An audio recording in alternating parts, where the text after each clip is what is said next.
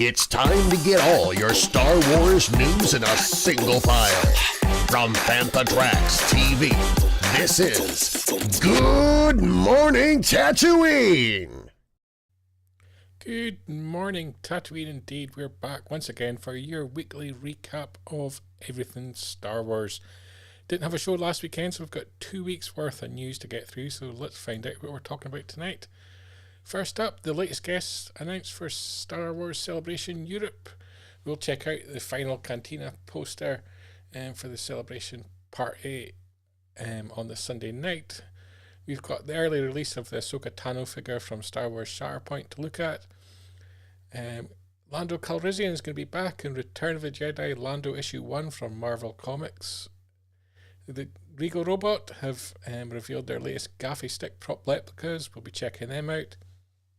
Star Wars Fun Day continue to announce guests. We'll be finding out about the latest announcements, and it's all about the Mandalorian as it's hit the cover of Empire magazine. We've also had a recap video and a new official clip. We'll be checking them out. Super Bowl was here. Indiana Jones was part of it. Indiana Jones and the Dial of Destiny had a new TV spot. We'll have a look at that. Continuing on the TV front, Young Jedi Adventures is going to arrive on the 4th of May on Disney+. And if you're a gamer, Star Wars Tales from the Galaxy's Edge Enhanced Edition official trailers are revealed by ILM Lab. And last but not least, The Forge arrives in London from the 22nd to the 23rd of February to celebrate the Mandalorian Season 3. So we'll be checking all the news from that out, because I know quite a few you'll be wanting to try and head to that. If you can, give your thoughts in the chat. Evening Jack, thanks for joining us live. So first up in the news we've got to talk about is all these new guests for Star Wars Celebration. First up, we got last week 6 stellar guests were announced for Star Wars Celebration. Aidan Cook, Gwendolyn Christie, Eunice Suotoma, Matt Wood, Ming-Na Wen and Silas Carson. A real nice mix of film and TV voiceover actors there. And I know a lot of people will be wanting to get their autographs. Gwendolyn Christie's very popular, despite I think she was let down by the character of Phasma in the sequel trilogy. And Eunice there obviously was also in Willow recently. This past week, the guest announcements came in a huge flurry. Another 9 were announced. Caroline Blakiston, Michael Carter, Sean Crawford, Tim Dry, Mike Edmonds, Mike Quinn, Tim Rose, Femi Taylor, and maybe the biggest name amongst them, Rosario Dawson, ahead of the launch of Ahsoka and Disney+. She'll be a very popular photograph and autograph signer, I think. Not someone who's done too many shows in the UK. The rest of the guys, all huge actors connected with Return of the Jedi, with it being the 40th anniversary. If you've got a nice 40th anniversary poster or something that you want signed, quite a good few options there. Anakin Cressman there in the chat, good morning to you as well.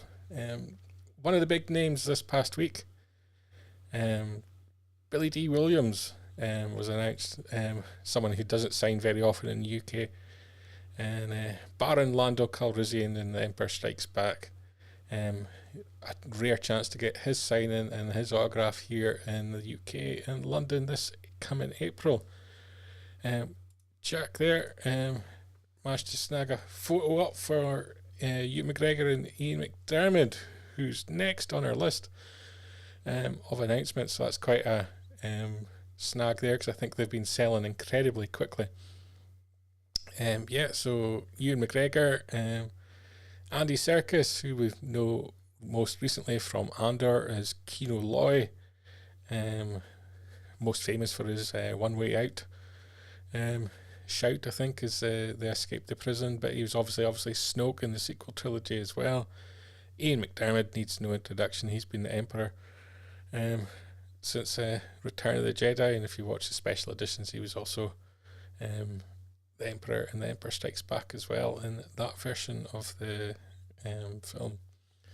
And I think he was in the most recent episode of The Bad Batch as well, so fans of film and TV animation will enjoy getting his autograph. Ewan McGregor, who hasn't done very many shows, but he did Celebration last year and then did another convention, I think, in Edinburgh. He seems to be really enjoying being part of the convention circuit, so he's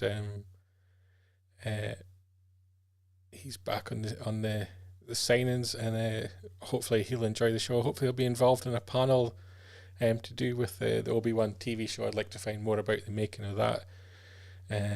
Obviously Hayden Christensen's also going to be at the show, so that could be interesting. And will we get an announcement of Series 2? There seems to be certainly a desire. Maybe they're just looking for the right storyline for that. Personally, the thing I would like to see most announced at Celebration is Andy Serkis back for Season 2 of Andor. That's not been confirmed, but I just feel like Kino Loy deserves some kind of happy ending. It was kind of a sad way that his character left the series. But if you've been enjoying that, and but you're not going to partake in the signings and autographs, because I know there's been a lot of criticism over the expense of it. Something that's not overly expensive, but for which you can certainly get your money's worth, is Cantina 2. If you were at Star Wars Celebration the last time in London, I think it was 2016. It feels much sooner than that. Cantina was one of the highlights. It trended globally, and they've managed to get the gang back together. Ash, the Irish rock band, will be headlining it. Blues Harvest, Darth Elvis, DJ Elliott, Level Up Leroy, all there. It's going to be at the Indigo at the O2 London. Jack there, he's got his tickets. Kings Row as well. Kings Row is the VIP area of the concert. You can also go to the VIP party afterwards, which Fantha Tracks is sponsoring, and it's going to be a great night. And the O2 is you can take I forget what it's called, but same things you get when you're on the ski slope. What are they called? Can't remember. But you can get them across the river from the Excel. Just a short walk from the Excel. You can cross them across to the O2. It'll take you right there. Great place to eat as well, the O2. Lots of choices and restaurants and so on there. Lots of different bits of entertainment. And Cantina 2, highly recommend that. That's going to be on Sunday the 9th, so the penultimate night, Star Wars Celebration.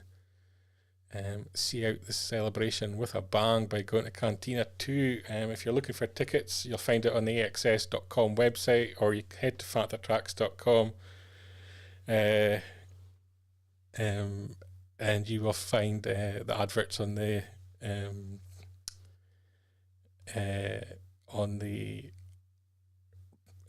sidebar of the site. Cable car. Jack has finally got the word for me. That's the word I couldn't think of, and he's even given me a picture of it as well. Isn't that brilliant? I'll get there eventually. The words will come to me. But yeah, looking forward to Cantina 2. It's going to be a blast. And if you're more of a product person and the parties aren't for you, you can also now pre-order from the Star Wars Shatterpoint, which is coming from Atomic Mass Games. You can now pre-order the Ahsoka Tano figure ahead of the eventual release as part of the squad pack. It's part of the Hobby Next program, so you need to speak to your local retailer, whoever you buy your games from. They will help you out in getting that exclusive, and a lot of people will be looking forward to that. Don't know too much about Star Wars Shatterpoint as yet. I'm looking forward to find out a little bit more, hoping to see a little bit more of it at Celebration. It's going to be interesting. Something I do know more about, Star Wars comics. I'm a big Star Wars comic collector, and continuing their Star Wars Return of the Jedi 40th anniversary range, we're getting a one-shot based around Lando, written by Stephanie Phillips, art by Alvaro Lopez, cover by Ryan Brown, and you're going to have a whole choice of other covers as well. Connecting variants, Virgin variants, and a whole load of amazing art. Tyler Kirkham as well has got a variant cover. I'm a big fan of his art. I've been collecting a lot of his stuff. And basically it's going to be a story about Lando and Chewbacca on a mission to steal from Jabba, and a dangerous figure from Lando's past threatens their plans and their lives. So we'll have to wait to see what that's going to be out. Going to be interesting, because we're going to find out a little bit more about Lando in that time period. A often overlooked character, and I don't know why. And if you don't know Stephanie Phillips as a writer, you might want to pick up Rogue and Gambit, which is a great comic series. Alvaro Lopez has been on the Captain Marvel line as well. So a lot to look forward to. There's some interesting one-shots coming from this Return of the Jedi range. Kind of would have preferred if they did an adaptation, a brand new adaptation of Return of the Jedi for the 40th anniversary, but we'll take what we can get, I think. Anakin Cressman as well, looking forward to those one-shots. The covers are amazing. I agree, I really like the Gamorrean Guards connecting variant cover from Lee Garbett on the Lando one as well, and it connects really nicely to lots of the other covers coming in this range. Next up on the news front, we've been covering this on FantaTracks.com, but Regal Robot have got new Gaffi Stick Prop Replicas available for order now. Limit to 150 pieces. You can pick up the Hero Gaffi Stick Prop Replica, which is the one shown there, which is the one used in A New Hope. It's priced at $19.99. Or you can pick up the Tusken Raider Gaffi Stick Prop Replica from the Mandalorian. Again, 150 pieces, priced at $13.99. If you haven't check these out, you can go across to youtube.com at FantaTracks TV. We've done a video there when Mark Newbold was out in New York for New York Comic Con back in October. He got a chance to go to the Regal Robot studios and check out the products in hand. Absolutely glorious stuff. High price point, but in terms of what goes into the creation of these and the construction, the work. I've been to the studio, Regal Robot studio cell, and just the amount of work and detail that goes into it is amazing. Not a price point for everybody, but if you can afford it, definitely want to pick up, because these are quite glorious. And moving swiftly on through the news, because we've got lots to cover. Star Wars Fun Day is coming again in 2023, 14th of May. On the Sunday. On the Saturday night, there's also a dinner with the stars where you can go for a meal, and there'll be one of the guests will be at your table, and you get a chance to chat with them in a more relaxed kind of atmosphere, which makes it kind of fun. Daniel Egan from Rogue One and the Han Solo film as well. He's going to be there.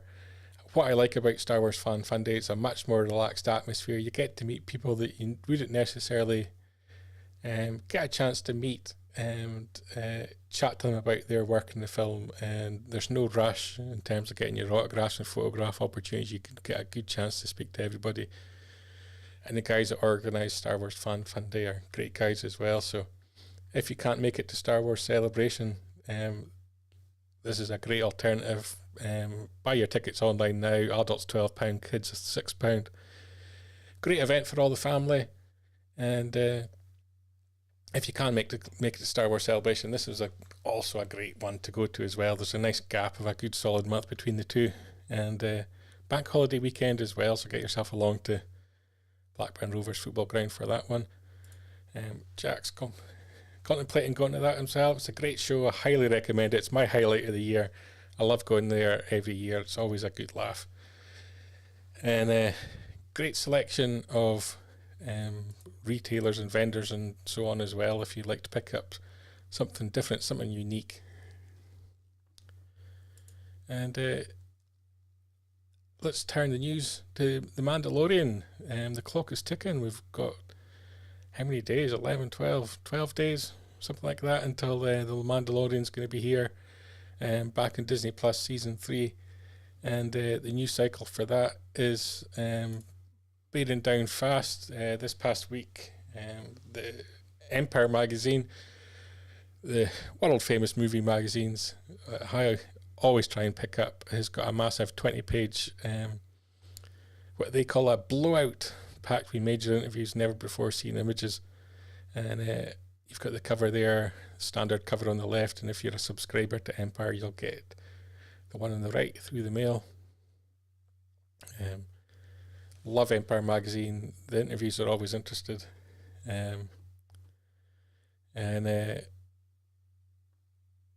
As Jack points out, if you look at the subscriber cover, down the very bottom right, one of the Mandalorian helmets is Boba Fett's helmet itself, so a very strong hint that he's going to be making an appearance in the Mandalorian Season 3. We could surprise us. He could get 2 episodes all dedicated purely to himself midway through the series. But yeah, a lot of promotion now for The Mandalorian. And I'm big fans of what Jon Favreau and Dave Filoni are doing with that series. And we're going to find out a little bit more about the history of the Mandalores. As Din Djarin tries to get himself back in their favour, he carries the Darksaber, but obviously out of favour after the end of Season 2. And we can actually check out a recap because Lucasfilm has very kindly given us a lovely recap video for The Mandalorian ahead of Season 3. And it's amazing how much you forget, and I'm actually going to try and do a watch back through all the episodes, I think, before Season 3 returns, because you forget so much of it, you just forget, and it's incredible. But there's little baby Grogu. I remember meeting him for the first time. He kind of broke the internet that day, and so much fun. Jack there. He's been watching them back. I think it is a good idea to watch The Mandalorian back, and there's so much, like, because it's a lot of it's story of the week, and there's just like a comfortable arc through all. There is so much of it you can quite easily forget. You forget Season 1 where you got all the Mandalorians came back in defense of him there, and you forget that kind of elements of the creed there. Season 2 obviously with Bo-Katan and Ahsoka sort of had our would it be unfair to call it a pilot episode? Spiders creeped me out, don't like spiders. Frog Lady, and Create Dragons as well. And the first time we really saw Grogu get involved in the Force, and of course the big surprise at the end with the return of Luke Skywalker. Interestingly, in the recap, they've included elements of the Mandalorian's return in that, and I'm interested to see how that's handled in Season 3 of The Mandalorian. I wonder if at the start of the season they have this recap before the episode starts. It wouldn't be a bad idea, I don't think. And part of the fun of The Mandalorian is the humour, the fact that they use comedy actors in it as well, and it's got a nice tone to it. I'm interested to see not just what happens with Din Djarin's story with regards the Mandalores, but I'm also interested in Grogu's backstory as well. We're going to find out more about that, and it's going to be very, very, very interesting to see quite where Grogu came from. I think we could be in for a surprise, and having seen the recap, it's only fair that we have a look a little bit to the future. And The Mandalorian has released its first official clip from season 3, and it kind of hints at where we're going to get. You get Grogu playing in an office chair, using a little bit of his force ability as well. You'll see in a minute he helps himself to some Smarties off the desk, which is a little bit of fun. But I kind of want to see a little bit more seriousness from Grogu. I want to see him almost grow as a Jedi and his powers become something significant, I think. And it's kind of been hinted at, and I think we may see more of that. You know, we've seen little elements where he's been very conscious, not been childlike, and used his powers to some degree of good, and I think we're going to see more of that in the next series. But what I'm most interested for as well is Mandalorian, the backstory. The Mandalorians have always kind of been this element of Star Wars that hasn't been explored much, and I kind of enjoyed that, because certainly with Boba Fett you didn't want to know too much about him, and that's what made him interesting. I think as soon as you started introducing more Mandalorians into it, like Din Djarin, like Bo-Katan, it becomes a necessity to explore that story and that backstory, and I hope we get to see that. Matt Booker there chiming in as well. He's looking forward to season 3, and I think everyone is. I think Andor kind of blew everybody out of the water, and there's kind of been this lull since Andor kind of went off air, and yes, Bad Batch is out, and I think people are to most extent enjoying that, but it doesn't seem to have the impact that some of the live action Star Wars has now. Maybe we're being overloved a little bit in terms of content, and Jack encouraged me once more to watch the animation. I'd never watched the animation, it's terrible. You learn a lot through that, and Mando's through that. I know I need to watch it. Someone needs to hold me down and force me to watch it. I can't get past the first episode of the Clone Wars. I can't. That horrible Yoda episode, I don't know what it is. And Jack singing the praises there as well of the Bad Batch. For him, it's been brilliant so far. There we go. Paul Nair's looking forward to R5D4 action. He knows I love my droids. Yep, Anakin Crespin there as well. He's hoping Boba shows up in an episode or two. Seeing as fair as Din was in 3 episodes of the Book of Boba Fett. The Book of Boba Fett just didn't work out. I don't know. Felt like it was filler. Whatever was going on, there was certainly issues behind the scene in The Mandalorian. I'm sure they'll never discuss it. But the Book of Boba Fett bought them time whilst they resolved that. Mr. Newbold back from his weekend away. And Matt as well. Brian loves his cartoons. Yeah, I'm going to be doing some cartoon live streams, I think, when I start watching it.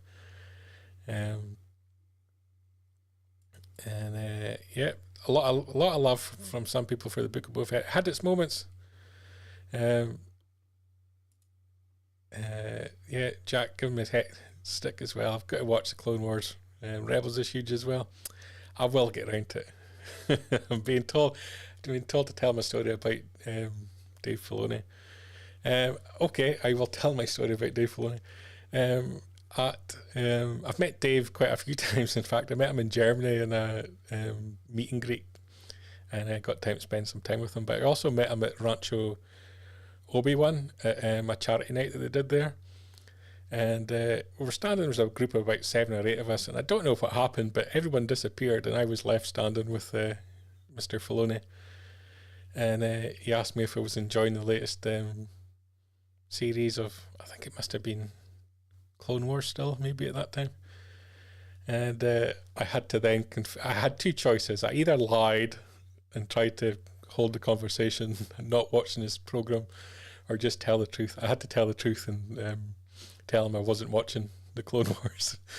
And he obviously looked absolutely crushed for the fact he's thinking in his head, how's this guy travelled all the way from Scotland to California for a Star Wars charity event, yet he doesn't watch my TV program? It was awkward. It was terrible. Mr. Newbold as well. The Bad Batch has been superb. Totally character related as well as the bigger picture. I've watched the Droids and Ewoks cartoons. I'll confess to that. I've also seen, is it the Big Heap? Is that what it's called? I think it's the Big Heap. Yeah, I think Matt's confirming it was the Clone Wars. I'm pretty sure it was the Clone Wars. It was nearing the end of it. So Jack's saying that when I meet him next, I can brag that Jack got me to watch it. Yes, if you get me to watch it, you can tell Dave Filoni you did. I've got signed artwork from Dave Filoni and everything. It's like shocking. It's terrible. And it was the big heap of whatever, says Paul Naylor. We're not talking about the sequel trilogy, Paul. We know your feelings on that.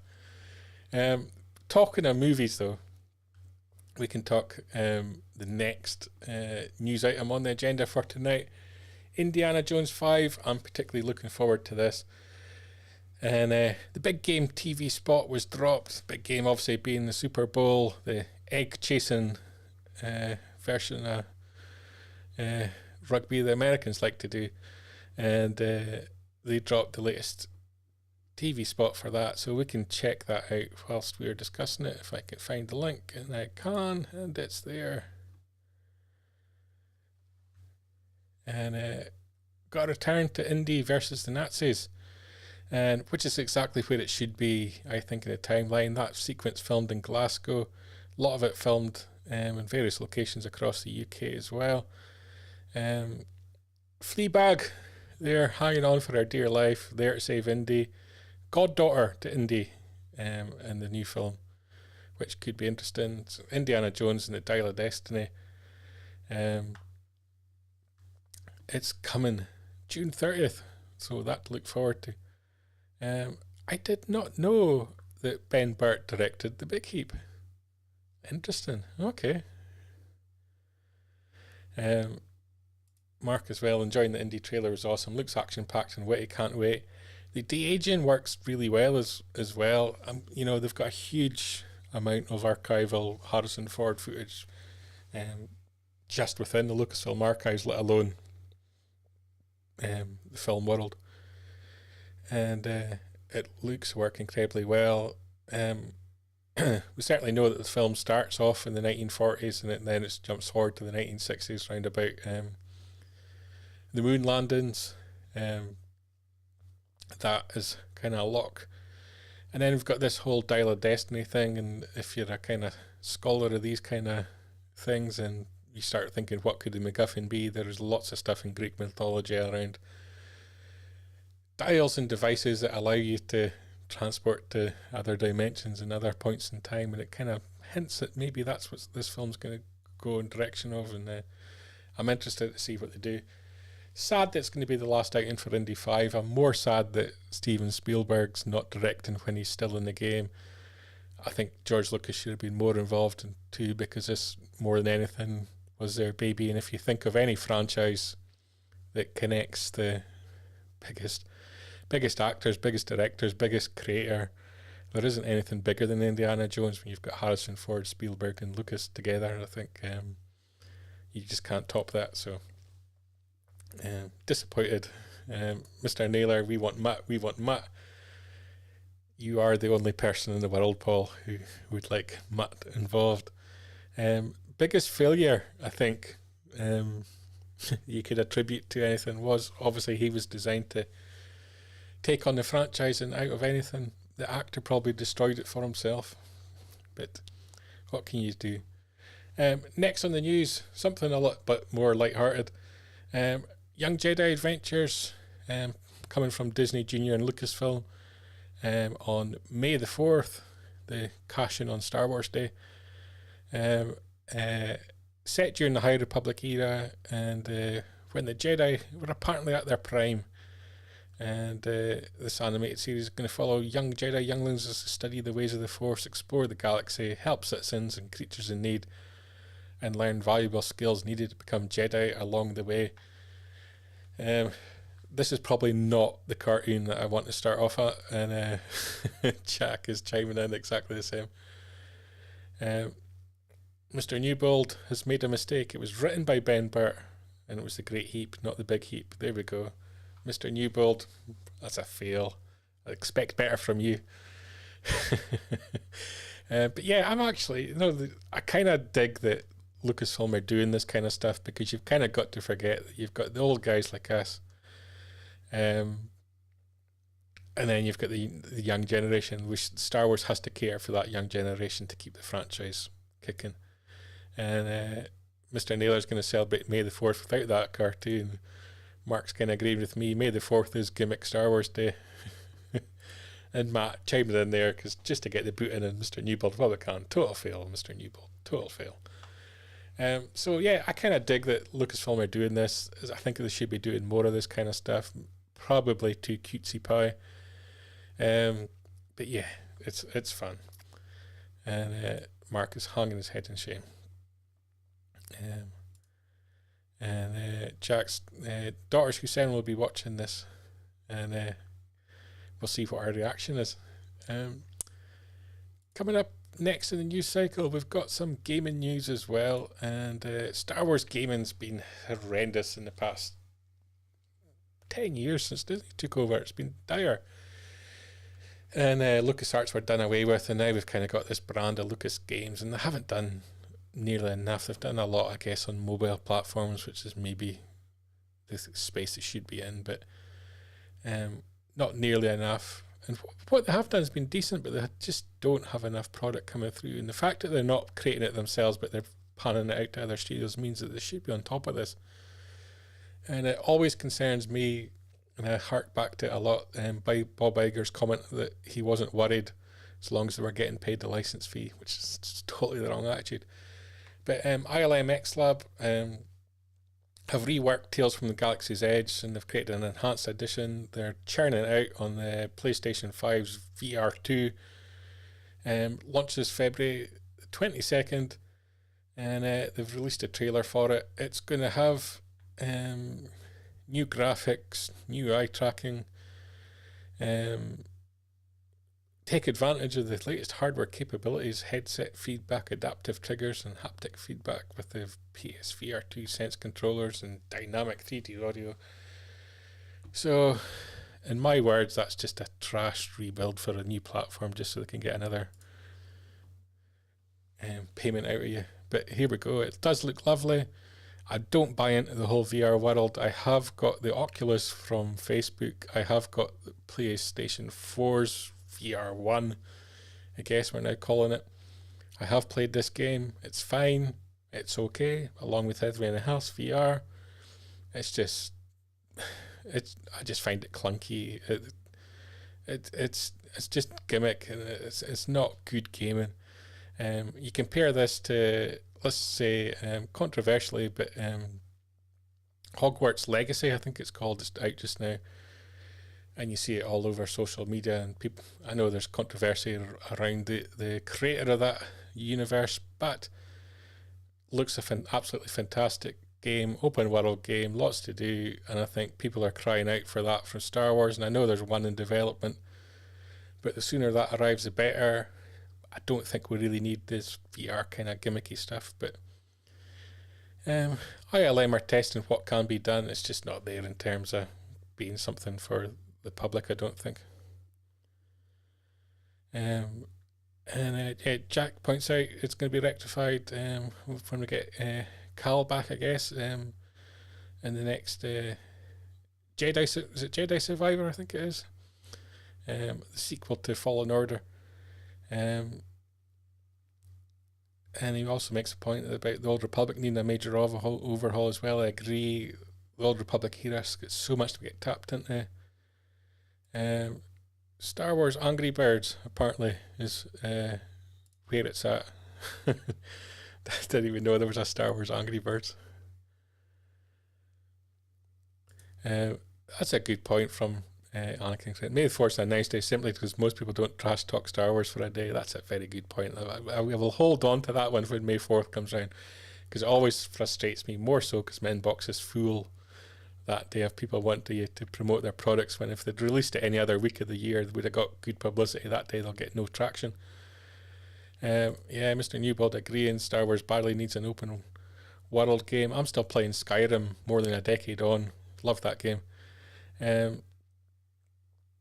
Getting your ship, fly a world, find a cantina, meet other gamers, be amazing. I wouldn't leave the cantina. That is how I play Skyrim. I just hang out with computer created characters, and I've got a wife and kids and everything in Skyrim. Busy life I've got there. And we're almost through all the news. It's been a very news heavy week. 2 weeks of news to get through, and something that kind of caught everybody by surprise with probably notice on this one, but The Forge is coming to London for 2 days as part of a promotion for season 3 of The Mandalorian. UK fans are being invited to join the Mandalorians, the galaxy's most revered warriors, at The Forge, inspired by the Star Wars series The Mandalorian. It's going to be open for 2 days at Piccadilly Circus. It's going to give you the chance to experience the sights, sounds and smells of a working forge inspired by the armory where Mandalorians fashion their armour and weapons. The Forge will open its door to the public from 2 to 6 on Wednesday the 22nd of February and 10 till 6 on Thursday the 23rd. Entry to the Forge is free but limited, and I believe all the tickets are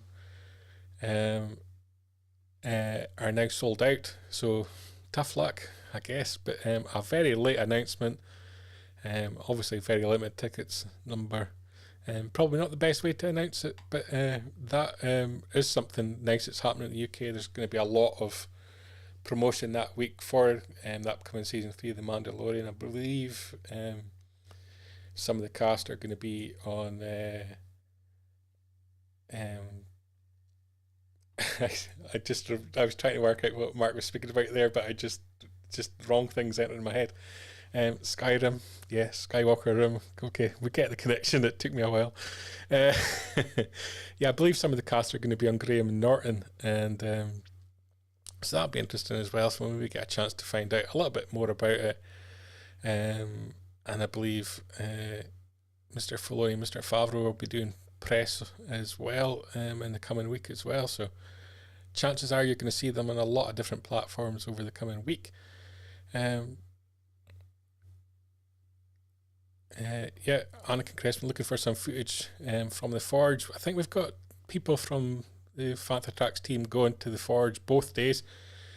So follow our social media at Fantha Tracks on Instagram, Facebook, Twitter, and you'll definitely see coverage from the event. And obviously fanthatracks.com will have coverage from it as well. Mr. Newell's a great promo idea for Mando Season 3. I agree. Fantastic promo idea. Glad they're doing something in the UK. We shouldn't criticise it too much. And sorry for the people that missed out, that they didn't have enough pre-notice and so they could be waiting to buy tickets, because I know a lot of people are desperate to be there. But that's the life of Star Wars fans. I think everything now is going to be difficult to get access to. May the Force be with you, says Mr. Naylor. That's not even a good fun. And Making Tracks will be there Thursday. Both the Marks, I think I'm right in saying, will be there Thursday. So it's going to be a lot of fun. I'm interested to see what they do, because it kind of sounds quite a unique kind of idea. And I wonder, is it the kind of thing they could take and make it a part of Star Wars Celebration if it's a success? I'm assuming it's a Disney pushed event, and I wonder if they could take it to Star Wars Celebration in April. And because obviously they had the fantastic Mandalorian exhibition in Chicago. I don't expect that in London because the sheer cost of transport and all that stuff over to the UK for 4 days. Hoping we get something Andor related similar to that. But something like the Forge, just create something unique, different sights, smells, sounds of the Mandalorian, and that would be fun. I'm kind of hoping there's a lot more experience kind of stuff at Star Wars Celebration this year. That's the kind of thing I'm kind of looking forward to, if there is going to be. And that is all the news, bang up to date of where we're at. We're interesting week ahead, I think, with the promotion for the Mandalorian really ramping up this week. I'm going to pick up Empire magazine because I haven't as yet. I'm going to have a read of that in the coming week as well, and looking forward to finding out a little bit more about season 3 and getting hyped and ready for that. I can go back and watch, and that's the sheer advantage of these short run episodes where it's not a 22 episode season. You can easily go back and recap an entire season very quickly, so I'll be doing that. And Jack says good night and join the Forge, guys. He's looking forward to the coverage, and on that note I'm going to say good night as well. Appreciate all the comments tonight, enjoyed having you all there in the chat. I'll be back next Sunday evening with another episode of Good Morning Tatooine, where we'll be covering all this week's news, and we'll have some images, maybe some video as well from the Forge, depending on what the guys are allowed to do there. And good night.